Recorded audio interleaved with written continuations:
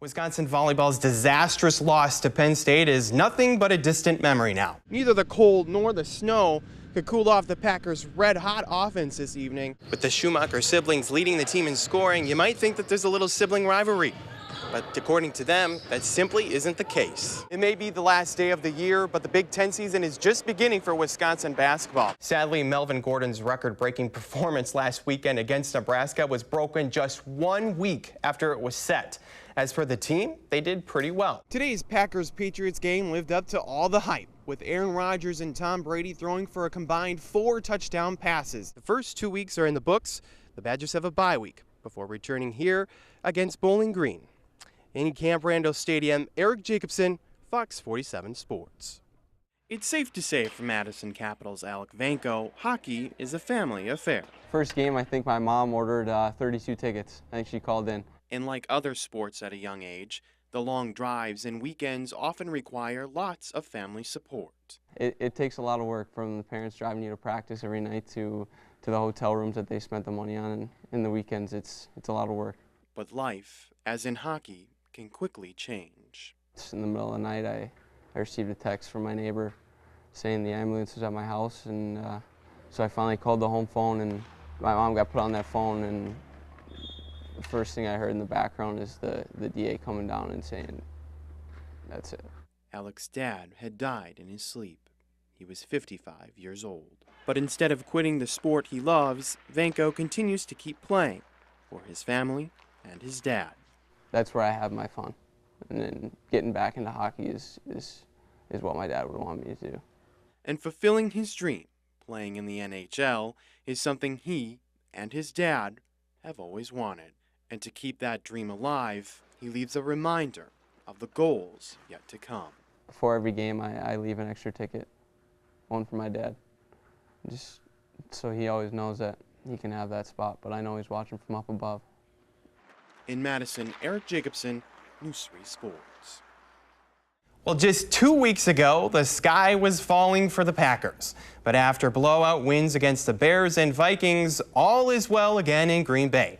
Standing in their way of a 4-2 start are the Dolphins. To Sun Life Stadium in Miami we go for this one. We start with the Packers' first drive, and Aaron Rodgers making it look really, really easy. The pass to Jordy Nelson is perfect, and the Packers go up 7-0. The Dolphins hang around in this one, however. Fourth quarter, Ryan Tannehill with the play fake and finding Mike Wallace in the end zone for the touchdown. The Dolphins take the 24-17 lead.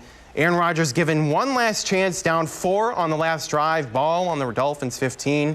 Rodgers signals that he's going to spike, and the defense falls for it. The pass to Devontae Adams gives the Packers a first down with just 6 seconds remaining. That is all that Rodgers needs. The pass to Andrew Corliss is good. The Packers win 27-24. Sadly, Melvin Gordon's record-breaking performance last weekend against Nebraska was broken just 1 week after it was set. As for the team, they did pretty well. But by Melvin Gordon's standards, it was a letdown. 264 all-purpose yards and 2 touchdowns, but none bigger than his touchdown run for the winning score. Regardless of what records are broken, Gary Anderson and company will take the win. Yesterday's Wisconsin-Boise State basketball game started at 9 p.m. here in Madison. According to Bo Ryan, that's well past his bedtime. Not to worry, however, here's what you missed last night. Bo Ryan and company ready for the late-night contest. They might as well call this the Frank Kaminsky show. Prevent him from shooting down low? No problem. From State Street for 3, and it's good. The Badgers starting out strong. Later on, it's him again on the rebound after the Dugan miss down low. And the score. He finishes with 26 points, and the Badgers roll 78-54. The AP college football poll is out this week, and who can believe it? Mississippi State is atop the standings. It's the first time in school history for the Bulldogs. Florida State drops to number 2. They match up with number 5 Notre Dame next Saturday night. Wisconsin is on the outside looking in for the poll. Michigan State, Ohio State, and Nebraska are the only Big Ten teams in the poll. Wisconsin volleyball's disastrous loss to Penn State is nothing but a distant memory now. Since the loss, the Badgers have gone 4-0 and have only dropped 1 set. Bucky getting into the action at the Fieldhouse today. Wisconsin hosting Maryland. This one was all Badgers today. First set, Badgers on the attack, and it's Haley Nelson with the kill. Badgers pulling away in the first set. They could get it done on defense as well. Later on, it's Dominic Thompson with the block right back to the Terrapins side. They were all getting in on the action today. Badgers attacking with Ellen Chapman with the kill. The Badgers win in straight sets, 3-0. Badger women hockey also in action this afternoon, taking on Ohio State. Second period, Ohio State trying to clear the puck, but it's stolen away by Blair Turnbull, who passes it to Brittany Ammerman for the goal. The Badgers up 2-0. Goalie Anne-Marie Desbiens has a good day. She closes out a shutout again. The Badgers win 3-0. That's it for sports. We'll be right back.